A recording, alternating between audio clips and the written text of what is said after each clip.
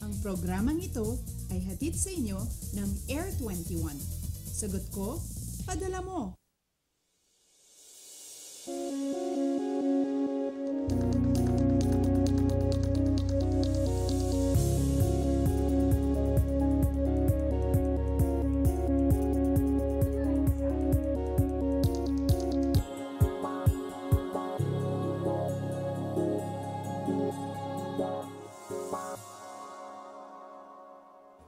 Mahigugmaong bagong Dag-on, Luzon, Bulahang bagong tuig, Visayas, Prospero Anyo, Mindanao. Maligayang bagong taon po sa lahat ng Pilipinong inaabot ng ating programa sa ngayon. Kamusta po kayo? Naku, kasabay po ng pagsisimula ng 2017, tiyak kong kabi-kabila na ang paggawa ninyo ng inyong New Year's resolution. Bukod po sa pagiging healthy and productive this year, aba dapat ninyong isama sa inyong mga resolutions ang pagiging handa sa magiging lagay ng ating panahon. Huwag po kayo mag-alala dahil kami na po ang bahala dyan. Live mula sa Pag-asa Weather and Flood Forecasting Center, ito po ang Panahon TV na mula Lunes hanggang Linggo, naghahatid sa inyo ng kumpleto at komprehensibong ulat panahon.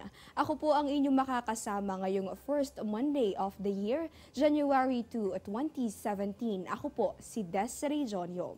Sa mga maaga magja-jogging mamaya, masisilayan natin si Haring Araw. Yan po ay sa ganap na 6:21 ng umaga. Si Haring Araw naman ay lulubog 39 minutes makalipas ang alas 5 ng hapon.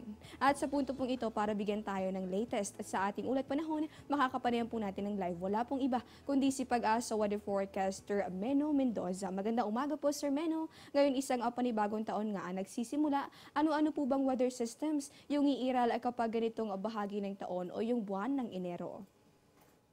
Una sa lahat, magandang umaga Desiree at magandang umaga sa ating mga kababayan.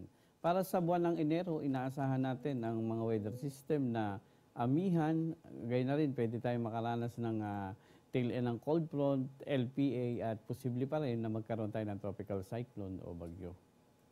Ito naman po, Sir Meno, para po sa mga may lakad pa rin ngayong araw ng Lunes, ano po ba yung kanilang dapat asahan na weather condition batay po sa nilalaman ng inyong 5 a.m. weather forecast?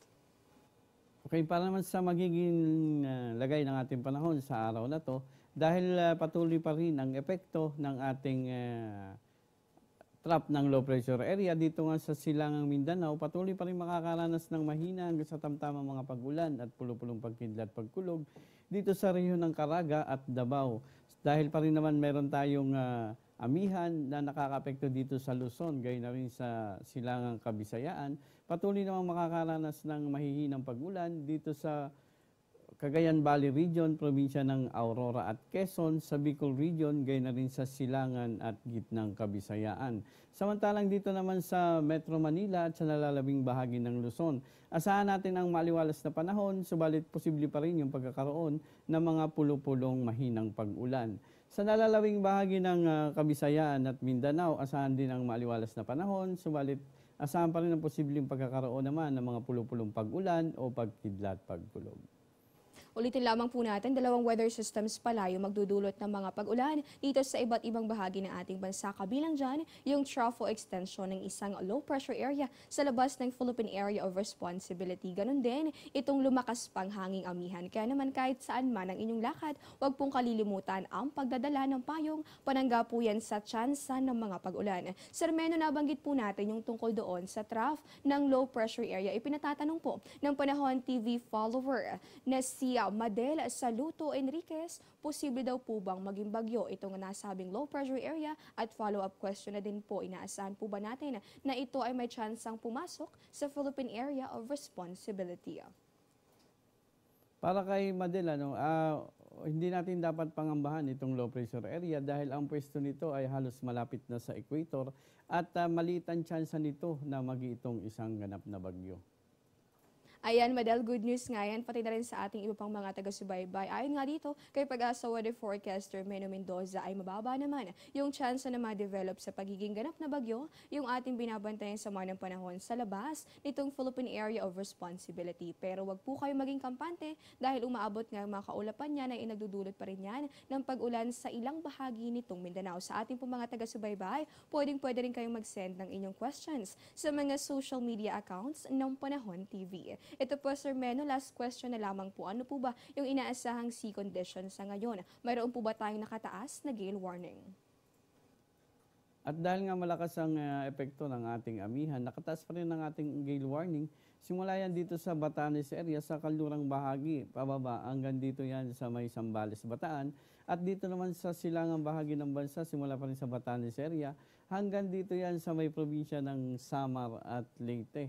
Kahit patuloy nating pinapa-ingat ang ating mga mangingisda at gumagamit ng malilit na sasakyang pandagat na huwag pumalaot sa nasabing mga lugar.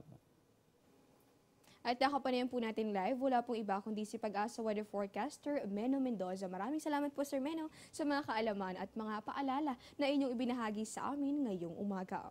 Simula po lamang po yan, magbabalik pa ang Panahon TV.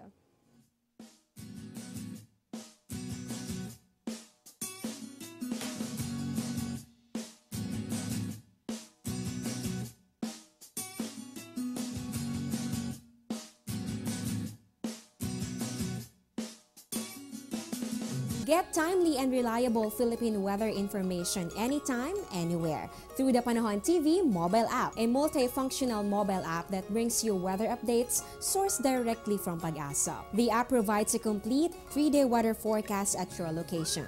It also allows you to ask or share the weather to the community. It has auto alerts for thunderstorm advisory, rainfall warning, and storm signals over your area. Download for free today, available at Google Play Store and iOS.